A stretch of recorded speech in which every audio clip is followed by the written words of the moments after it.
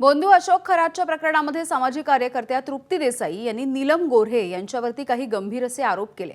नीलम गोऱ्हे या गेल्या 5 ते 6 वर्षांपासून अशोक खरात याच्या संपर्कात होत्या आणि राजकीय फायद्यासाठी त्याला भेटत होत्या, असा खळबळजनक दावा तृप्ती देसाई यांनी केलाय।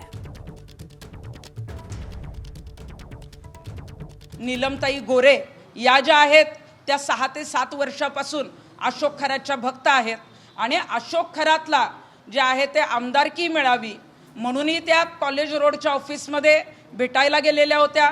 जेव्हा त्यांना मंत्रिपद पाहिजे होतं आणि ते मंत्रिपद मिळावं ते भविष्य बघण्यासाठी सुद्धा कॉलेज रोडच्या खरातच्या ऑफिसमध्ये नीलम गोरे ज्या आहेत त्या तिथं पोचलेल्या होत्या आणि कोरोनाच्या काळाच्या आधी जे आहे ते एक्सप्रेस इन नावाचं जे नाशिकमध्ये पाथर्डी फाट्याला हॉटेल आहे तर तिथे नीलम गोरे मुक्कामाला होत्या आणि त्या मुक्कामाला असताना अशोक खरात एक्सप्रेस इन नावाच्या हॉटेलमध्ये नीलम गोरे यांना त्यांचं भविष्य सांगण्यासाठी भेटायला गेलेला होता।